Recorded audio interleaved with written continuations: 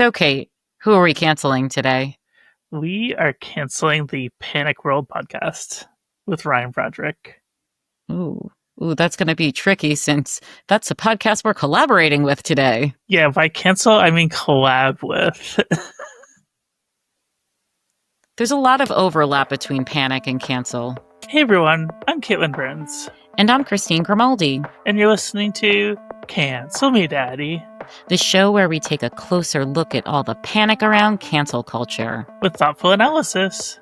And verbal shitposting! Christine. Kate.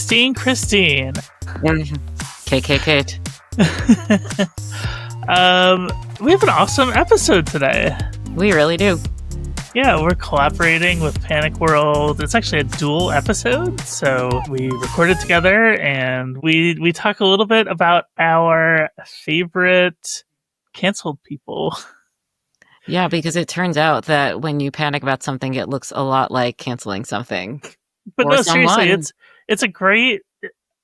What I felt from this discussion is it's a great reset on how we think about cancel culture more deeply, which are themes that we've explored on this show since it was started. And we'll really see how that's reflected in media and politics today. Yeah, on that note, I wanted to bring up one Graham Platner. We talked a little bit in this episode about him, but we recorded on the day that like the Nazi tattoo stuff was all breaking. So at the beginning of the episode, I believe it was a rumor, and by the end of the episode, it had been confirmed. Yeah. So by the time this comes out, this will be like very, very old news because I think this is coming out in November. But yeah, it's not great. It's gotten worse since we sat down with Ryan. I think what's interesting, though, is seeing it happen in real time or listening to it happen in real time on the podcast. Yeah. That was really interesting. Mm-hmm. And I wonder what listeners will take away from that in terms of how that fits into cancel culture. Yeah. And just as a note... Obviously, a just cancellation for a Nazi tattoo. Let's just make that clear. Yeah, I made my more extended thoughts known in a newsletter piece on burnsnotice.com. So if anybody's interested in that, you can go read that. So I don't want to like get into the intricacies of it, but it's been really interesting watching how this scandal has broken down within factions of the Democratic Party or like the left, because it genuinely feels to me like the old Bernie versus Hillary coalitions are not holding form on this, right? Because you have Bernie people, which I would say that I was like a borderline Bernie person, right? I was like a Bernie person who also was fine voting for Hillary Clinton. And I couldn't stand the Bernie bros, right? But I identify myself more along the left. And I'm like, Platner needs to get out of the race. Like you cannot have a Nazi tattoo up until your election year and get elected to the Senate. It just doesn't work that way. Like we need standards. And you saw other people who said that, like Hassan Piker, who's a major figure on the left, who's also a big Bernie bro guy. Like he was actually a Bernie bro. Was like, yeah, Platner, like this is cooked. Like you can't do this. And then you have others on the left who are defending Platner, including I think Ryan Broderick has been defending him. So although he could have changed his tune recently that I haven't seen. And then you also have like centrist Democrats in the Senate who are like, oh, it's not my place to judge. Like, there will be a primary. And it's very interesting the way this is broken down, not along a left and right spectrum, but more like how much do we want to appeal to that white working man aesthetic as a political movement versus... To me, it is just a fundamental misunderstanding of what that white working class man aesthetic is. Like, we have to be filled out in Nazi tattoos to get votes. Like, I think the Democrats have just completely lost their minds if they think that's the case. Yeah. I think more concerning to me is the number of staffers that are leaving his campaign. Like, just this morning, his campaign finance person left. Yeah. Like, his campaign manager left weeks ago and is already started speaking out against him, and like that feels like a whole mess that you can't have as a first time like candidate for a major position. Like he didn't have local office before that, so this is like genuinely his first campaign. But you can't have a bunch of staffers leaving and then denouncing you. Like, yeah, this is not exactly analogous, but it really reminded me of oh my god, my brain just went blank. But the esteemed senator from Pennsylvania, Fetterman, yeah, or Sinema, Kirsten Sinema. Yeah, I mean, not in the Nazi tattoo thing, but in the heel turn kind of way. Yeah, and it's just really upsetting to see that. So if this guy stays in and we let him get to the Senate, you think it's going to be any better than this shit show? Yeah. And again, I don't expect all of our listeners to agree with all of this. That is fine. Like, this is why we have these discussions. And I do think that people should be allowed to like grow beyond their mistakes, but it reminded me a little bit of, this is what they said about Kavanaugh during his confirmation hearings, where like, he's grown, he's learned, he's redeemed himself. And it's like, yeah, that's all fine. That doesn't mean you need to be in the Supreme Court. It's great that Platner may have learned and grown from all of this. That doesn't mean he needs to be in the Senate. Yeah. He can run a very successful oyster farm or run for lower office.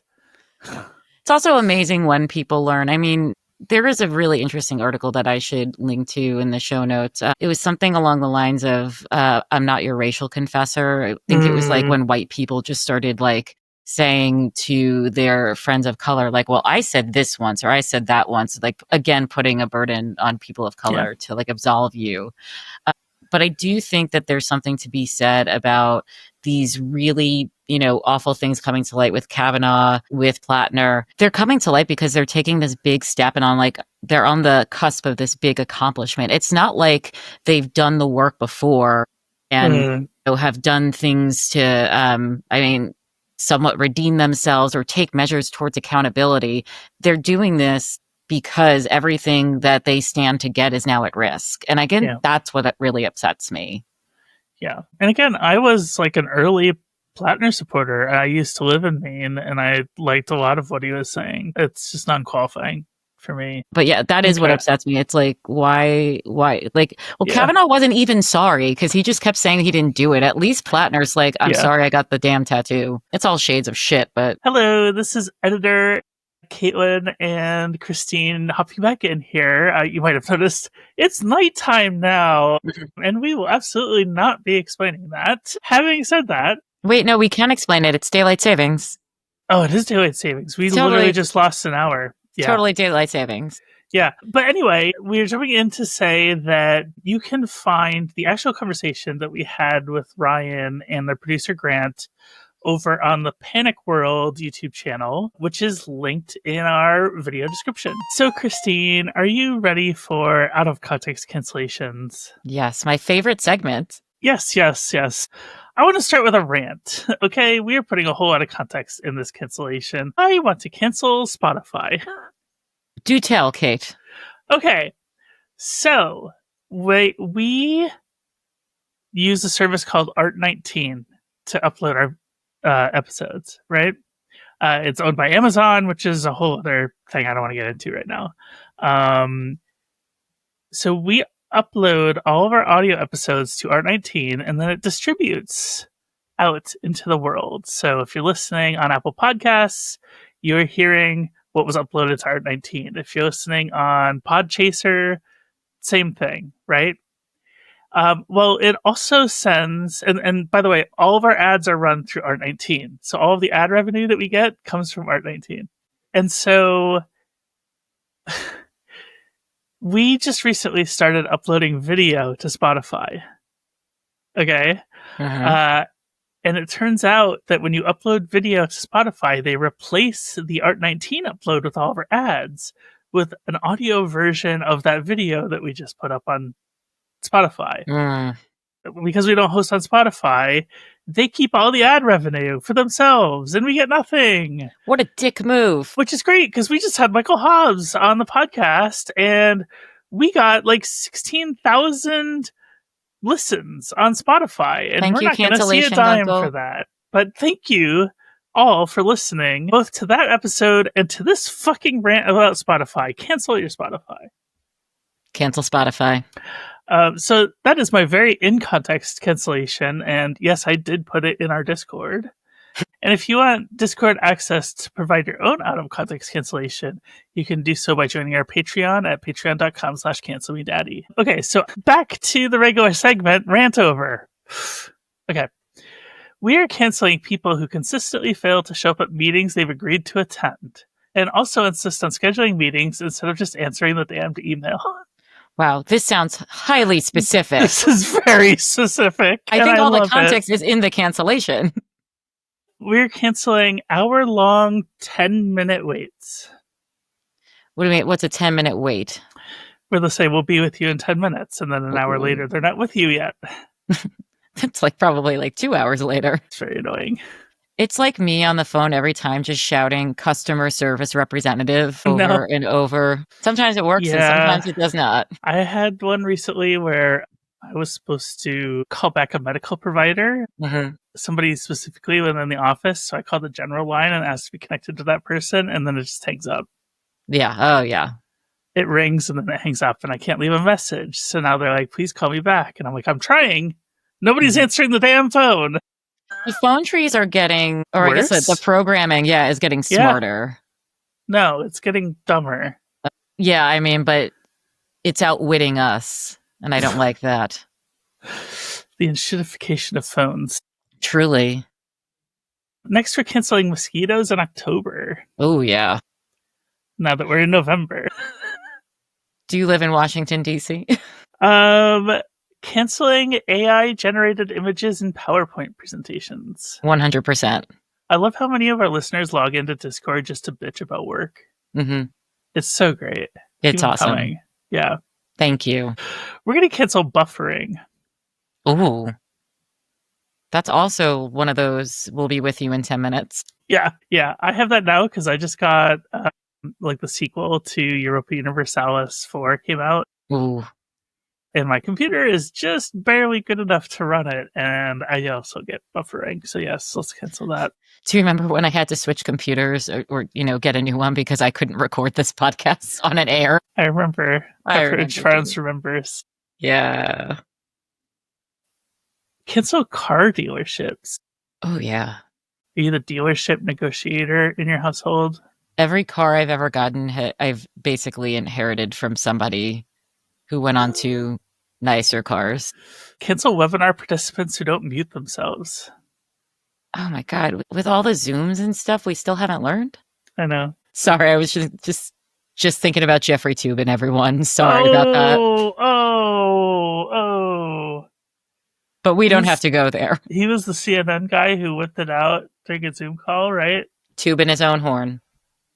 He gets put on these canceled lists, famous people who got canceled. It's yeah, no shit, he whipped it out. He's back on the air or wherever. Is he? So I think so. All right, well, that was the last of the out of context cancellations. I did not realize that was the last one. But if you want to listen to our full episode, we're out everywhere you can get a podcast.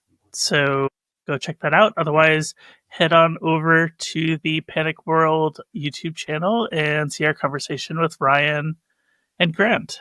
It's a really good one. Yeah, it is. Thank you so much for watching and listening. And if you like this episode, we'll be back again in a couple weeks with a new one. Cancel Me Daddy is a Flytrap Media production, and today's show was made by me, Caitlin Burns, and my incredible co-host, Christine Grimaldi. Dee Peterschmidt made our theme song, and Romy Tirico designed our graphics. Ads by Multitude Productions. Our show is made possible by the incredible cancelers supporting our work, especially the members of our Canceler Hall of Fame, with the great power to cancel all of their enemies. Meg. We appreciate your support. Happy canceling!